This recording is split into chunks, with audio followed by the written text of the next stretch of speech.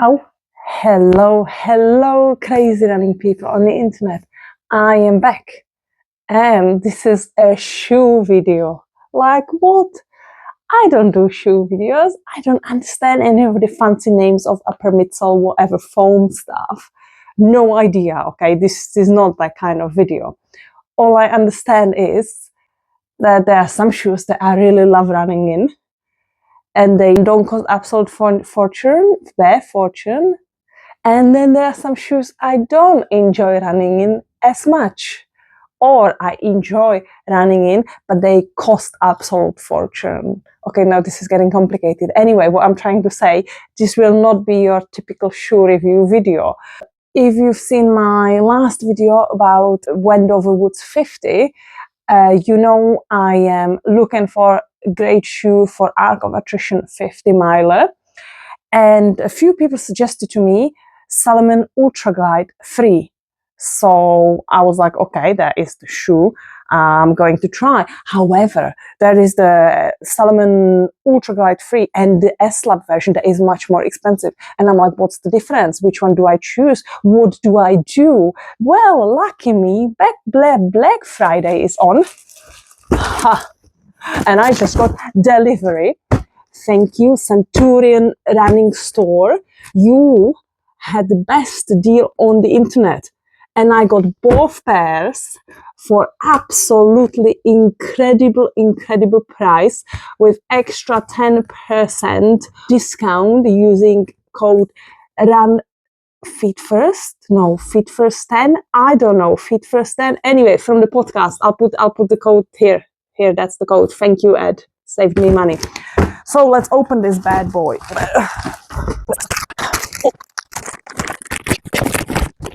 It's happening. This is like Christmas, a month before Christmas. Okay, which one is the first one coming out of the box? The first one. I don't know. Oh, look at you, beauty. That is the standard version. Looks beautiful. Just what you need to run in British winter mud in. Light color shoe.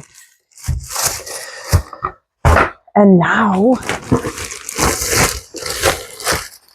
the showstopper, the more premium and expensive one, as you can see by the box. S-Lab Ultra Glide 3. Oh wow, that is just gorgeous. Look at that. Gorgeous, that is gorgeous. I just want to cuddle it in bed tonight before it gets all covered in mud. It's beautiful. That is actually beautiful. That's like, oh, look at the details. I mean, that's just art work. Wow. Okay. Now, over the next few weeks, what I will do is that I will run in these babies. Obviously not one of each. I'll just run one day in this pair, another day in the other pair, obviously. And I will give you the answer. Is it worth paying extra 95 quid for the S-Lab version? Or are you just fine with the cheaper standard Ultra Glide 3? You know, looking at the internet, for instance, Run for Adventure, Lloyd, he reckons this shoe is better. I'm like, okay, why would you want to pay 240 for this one when you can have this one for 135 and it's better? I mean, like, what is the deal? And I am going to find out. See you during my runs.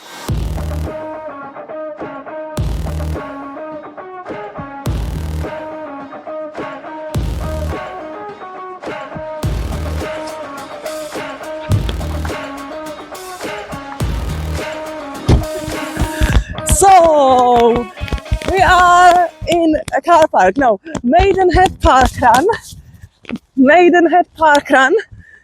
And we're gonna put these bad boys to test, as in these. So we're going with S-Lab version to get them nice and muddy straight away. Got a bit of threshold session.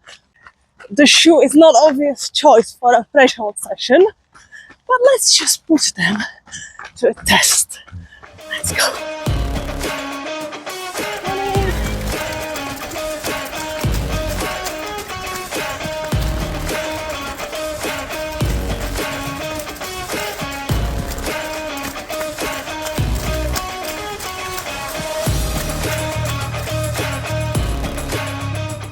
Okay guys, so I did some running in these shoes, probably 80k in the S-Lab version, including 2 3-hour plus runs, and about 50k in the standard Ultra Glide 3, around 50k in total. So I am here to give you the verdict.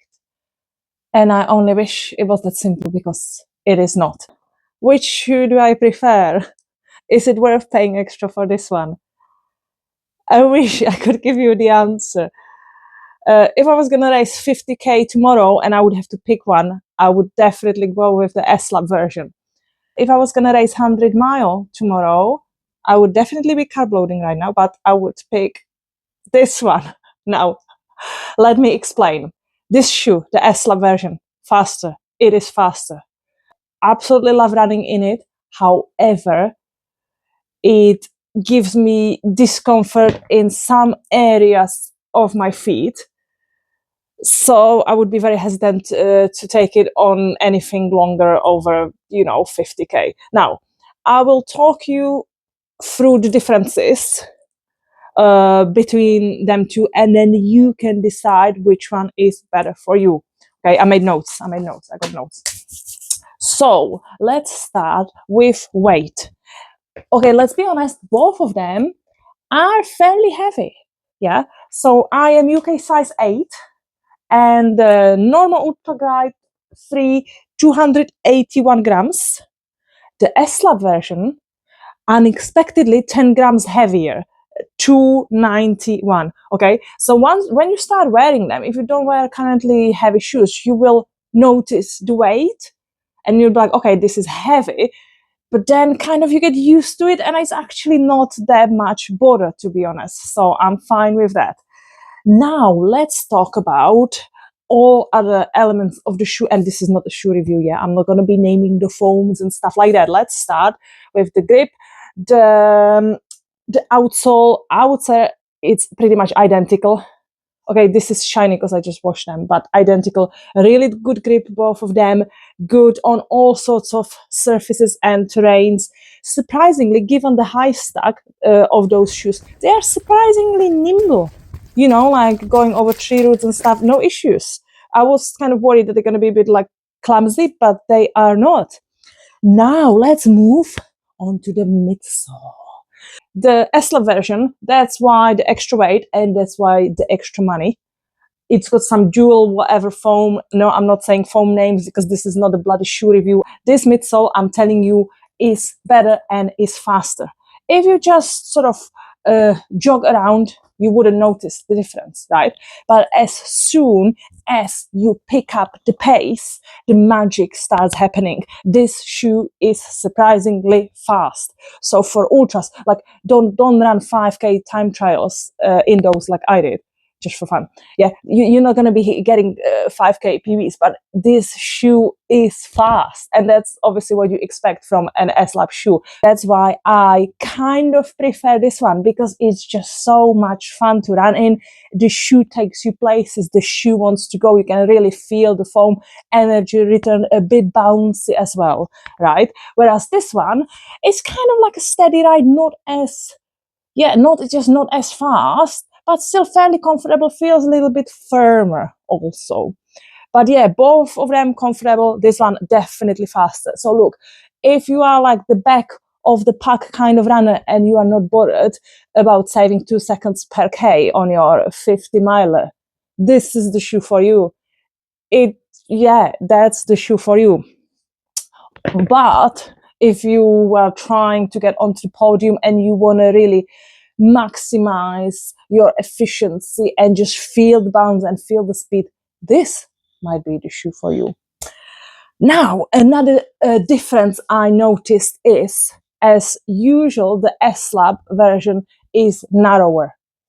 This one has got a bit more room in the toe box, So if you have wide feet, you might take this into consideration. I have narrow feet, that works for me. Actually, having said that, it is not as narrow as some of the other S-Lab shoes I have worn. So still fairly roomy for an S-Lab shoe. Now we are moving on to the upper. You see, I'm saying all these fancy shoe part words. Upper. Like, look. So this is the S-Lab version. It's trying to be sort of more premium, so it's quite thinner. Whereas this one, you can already see even the tongue is just bit more plush, bit more comfy, and this is really, really, really comfortable shoe. It just really hugs you nicely, and you just feel like you hugged by it. It's a lovely, comfortable shoe to run in. And yes, that's why we're getting to sort of my issue, drawback, not so good. So after some reading on the internet, I am not alone whose Achilles is sort of poked and bothered by the heel of the shoe. And it's really annoying. I ended up putting plaster over the area. It still rubs over the plaster. I'm using the best anti-chafe out there, Trail Skin, and I never have any chafing blisters and stuff like that. This is not that. It just bothers my Achilles. It just pokes it. It's annoying. I don't know if I run another 100k in them, will it get sort of looser and will it stop bothering me? I hope so. I really hope so. I never had any issues like that with Salomon shoes. So it's really, really, really disappointing because I love this shoe. I love running in it. It's such a fun shoe to run in. And yeah, I end up half the run like stopping, adjusting the shoelaces, trying to move things, putting more anti-chafe on, and it's not the experience I want. Guys, let me know in the comments below if you run in this shoe. Do you experience similar issues? Is it just me? I am, really disappointed because I really hope this might be the shoe I will run Arc of Attrition 50 in. But now I'm thinking it might not be. So I am still in search of that right shoe. Any ideas? Comment below. Comment below. I need more shoes, guys. Actually, scrap that. I just found my Arc of Attrition shoes. Salomon S-Lab Genesis. Love them. Super comfy as well. Also, there is the Salomon Ultra Glide 1.5 version that has apparently fixed the heel issue. So that might be the solution. Who knows? Now let's talk about price. £230, but you can get this one on sport shoes for 150 or £135, but again on sport shoes for 85 quid. And I'm telling you, for 85 quid, this is a bargain because it's an amazing, amazing shoe. £85, I'm gonna stock up. I might just use that for all my long, muddy trail runs. Easy day shoe. And now finally, just to sum up, I'm going to put stats up on the screen to compare. Yeah. So check out the stats. Any questions you have, ask me in comments. Ask me.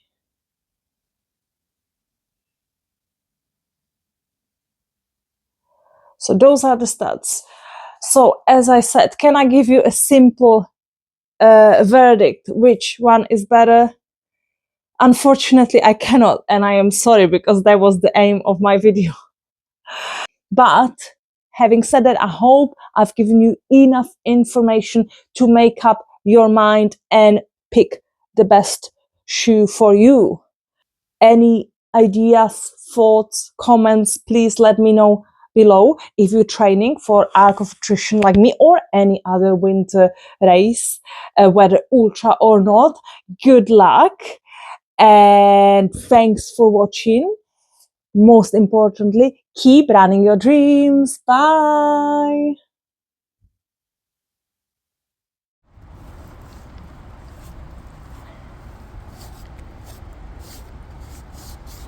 It's like polishing a bloody turd.